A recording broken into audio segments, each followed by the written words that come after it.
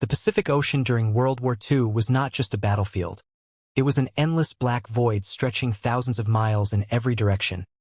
A place where men flew for hours with nothing beneath them but darkness and water. And it was in this isolation that some of the most disturbing aerial encounters in military history took place. Encounters that pilots would later struggle to explain. Encounters that did not involve enemy fighters, flak, or mechanical failure, but something far stranger. Something that followed them silently through the night skies, glowing, maneuvering, watching, and vanishing without a trace. And it began not with rumors or superstition,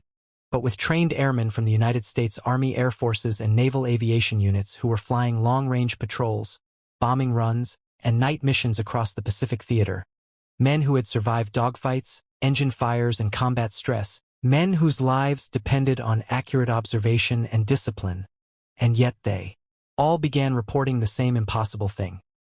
Strange lights in the sky that were not stars, not flares, not aircraft, and not weapons they had ever seen before. Objects that appeared suddenly off the wingtip, pacing their aircraft at matching speeds, sometimes above them, sometimes below, sometimes darting across the sky in ways that defied inertia and known aerodynamics. Glowing orbs that pulsed orange, red, or white, metallic-looking spheres that reflected moonlight, and formations of lights that seemed to intelligently react to the aircraft's movements. And these encounters were not isolated incidents, not one nervous pilot or one malfunctioning instrument,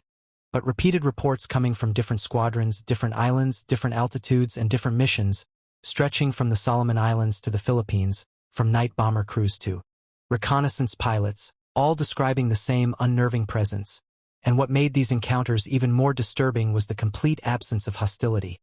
Because the objects never fired, never collided, never attempted to bring the planes down. They simply followed, observed, maneuvered, and disappeared, leaving the airmen shaken in a way enemy combat never had. Because an enemy could be understood, predicted, and fought, but these things could not, and pilots began referring to them using a nickname that would later enter aviation lore. Foo Fighters, a term borrowed from popular culture at the time, used half-jokingly at first, but soon spoken with unease, because humor was the only way to mask the growing realization that something unknown was operating freely in controlled war airspace. And as the war intensified across the Pacific, the encounters increased in frequency, particularly during night missions when visibility was limited and the mind already strained by fatigue, fear, and constant vigilance. And yet despite the psychological pressure of combat, these pilots consistently provided calm, technical descriptions in their reports, noting speed estimates, relative position, altitude changes, and behavior patterns, emphasizing again and again that the objects were under intelligent control, because they reacted to course changes, accelerated far beyond the capabilities of piston-engine aircraft, and vanished instantly when approached. And when these reports reached intelligence officers, they triggered immediate concern, because in a war defined by rapid technological escalation, the possibility of a secret enemy weapon could not be ignored, and investigators initially suspected experimental aircraft or advanced guided weapons developed by the Imperial Japanese Navy or the Imperial Japanese Army. But this explanation quickly fell apart, because Japanese aircraft technology, while formidable, relied on conventional propulsion, conventional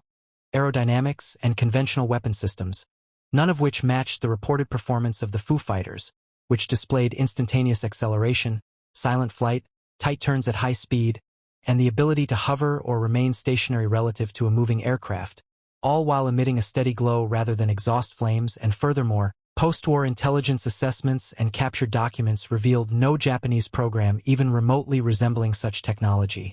No test data, no prototypes, no operational units, nothing that could explain the phenomenon, and this left military analysts with an uncomfortable alternative. Either the pilots were misidentifying natural phenomena under stress, or something entirely unknown was present in the skies, and while skeptics leaned heavily on psychological explanations, the sheer consistency of the reports undermined that theory, because these men were trained observers flying in different conditions, at different times, with different aircraft, yet describing the same core characteristics, and some encounters were so close and prolonged that misidentification became increasingly unlikely, with pilots reporting objects flying formation with them for minutes at a time, matching altitude changes precisely, maintaining fixed relative positions, and responding instantly to evasive maneuvers, and radar operators occasionally noted unexplained returns coinciding with visual sightings. though the technology of the era was limited and unreliable, adding another layer of uncertainty to an already mysterious situation. And what truly separated the Pacific Foo Fighter encounters from earlier European reports was the environment itself. Because over Europe, pilots flew over land, cities, and front lines filled with searchlights, flak bursts, and aircraft traffic, but over the Pacific, there was nothing, no ground reference, no ambient light, only the stars, the ocean, and the aircraft itself, making any anomalous object stand out starkly against the void. And many pilots later stated that they would have preferred facing enemy fighters rather than seeing those silent lights appear off their wingtip in the middle of the ocean, because there was nowhere to run, nowhere to land, and no explanation to fall back on. And despite growing concern, military leadership avoided public discussion of the phenomenon, fearing panic, distraction, or morale damage, and so the reports were quietly filed, categorized, and buried within intelligence channels, discussed in closed rooms but never addressed openly, and pilots were often advised not to speculate, not to spread rumors, and to focus on their missions.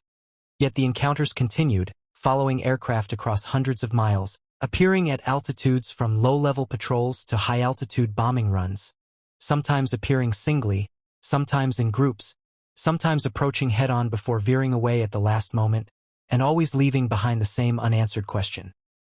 What were they, and why were they there? And as the war drew closer to its violent conclusion, and atomic fire reshaped the world, the Foo Fighters vanished as suddenly as they had appeared, leaving no wreckage, no debris, no physical evidence, only the testimony of those who had seen them, testimony that many would keep quiet about for decades, fearing ridicule or disbelief until years later, when similar sightings began to be reported in the post-war world, and historians began to look back at the Pacific Foo Fighter encounters not as isolated wartime curiosities, but as the opening chapter in a much larger mystery that humanity was only beginning to confront. As the war ended and the Pacific skies fell silent, the Foo Fighters disappeared as abruptly as they had arrived, leaving behind a paper trail of intelligence summaries, pilot debriefs, and half-classified memoranda that would remain largely ignored for years, because the world had shifted overnight from global conflict to uneasy peace, and military priorities turned toward rebuilding, demobilization, and the emerging shadow of a new geopolitical struggle. Yet among the men who had flown those lonely night missions, the memories did not fade, and many veterans later recalled that the most unsettling moments of their service were not the screams of engines in combat or the flashes of anti-aircraft fire, but the calm, impossible presence of lights that flew beside them without sound, without threat, and without explanation. And as these men returned home and resumed civilian life, they carried with them a quiet question that history had not answered, a question that would resurface in dramatic fashion just 2 years later, when reports of strange aerial objects began appearing over the continental United States, beginning with a sighting by Kenneth Arnold, whose description of fast-moving objects skipping across the sky would ignite public fascination and introduce a new term into popular culture. And suddenly, what wartime pilots had experienced in silence became a subject of headlines, speculation, and official scrutiny, prompting military authorities to revisit earlier encounters that had once been dismissed or quietly archived. And it was in this post-war context that analysts began drawing uncomfortable parallels between the Foo Fighters of World War II and the so-called flying saucers of the late 1940s, because the behavior patterns were strikingly similar: high speed without visible propulsion, abrupt maneuvers, silent operation, and a curious tendency to observe rather than attack. And this continuity raised a troubling possibility that whatever had been present over the Pacific during the war had not been a temporary anomaly,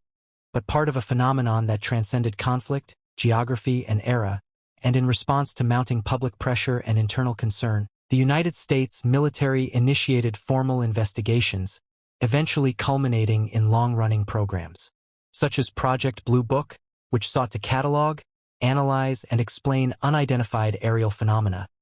Yet despite years of study and thousands of reports, many cases remained unresolved, including those that bore an uncanny resemblance to the wartime Foo Fighter encounters. And while official conclusions often leaned toward conventional explanations, misidentified aircraft, astronomical objects, atmospheric phenomena, the data itself told a more ambiguous story, because a significant percentage of sightings could not be conclusively explained. Even with radar data, eyewitness testimony, and expert analysis, and critics argued that the desire to reassure the public often outweighed the pursuit of uncomfortable truths, leading to simplified explanations that did not fully address the observed capabilities of the objects. And when historians revisited World War II archives decades later, they found that Foo Fighter reports had never been properly integrated into post-war investigations, effectively isolating them from the broader narrative of unidentified aerial phenomena. And this omission mattered because wartime encounters carried a unique credibility, involving trained military observers operating under strict reporting standards, with little incentive to fabricate or exaggerate, and unlike civilian sightings, these encounters occurred in controlled airspace during documented missions, often corroborated by multiple crew members, and sometimes supported by rudimentary radar anomalies. And when modern researchers compared these accounts with contemporary reports from military pilots flying advanced jet aircraft, the similarities became even harder to ignore, because despite 70 years of technological progress, pilots were still describing objects that could out-accelerate, outmaneuver, and outclimb known aircraft, suggesting that either an extraordinary leap in secret technology had occurred without detection, or that the phenomenon itself was independent of human engineering. And this realization reopened debates that had been quietly shelved at the end of World War II, debates about the limits of human knowledge, the nature of intelligence, and the possibility that Earth's skies had long been shared with something not yet understood. And while some researchers focused on natural explanations such as ball lightning, plasma formations, or rare atmospheric effects, these theories struggled to account for the apparent responsiveness and sustained tracking behavior reported by pilots, especially over the Pacific, where Foo Fighters were observed matching speed and course for extended periods, sometimes performing complex maneuvers in direct response to aircraft actions, and psychological explanations, often invoked to dismiss such encounters, also fell short when confronted with the consistency of reports across different units, aircraft types, and operational conditions, because stress and fatigue might explain fleeting illusions, but not prolonged, multi-witness events described in technical detail by seasoned aviators. And as the Cold War intensified, secrecy further complicated the picture, because experimental aircraft programs, electronic warfare tests, and classified technologies created a fog of plausible deniability that blurred the line between known and unknown,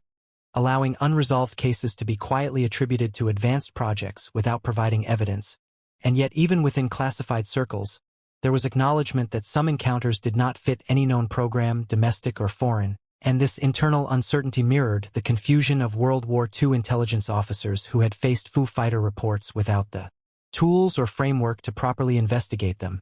And as decades passed, veterans began speaking more openly, participating in interviews, documentaries, and historical research, often expressing frustration that their experiences had been ignored or trivialized. And many emphasized that they were not claiming extraterrestrial contact, only describing what they saw, what they recorded, and what they could not explain. And this distinction is crucial, because the true significance of the Foo Fighter phenomenon lies not in speculative conclusions, but in the fact that it exposed gaps in understanding at a moment when humanity believed it was mastering the skies, and the Pacific theater, with its vast emptiness and isolation, acted as a natural laboratory where unknown aerial phenomena could be observed without interference from dense air traffic or urban light pollution, allowing the objects to reveal their behavior more clearly than in crowded airspace. And this may explain why Foo Fighter encounters were so concentrated in that region, appearing night after night to crews flying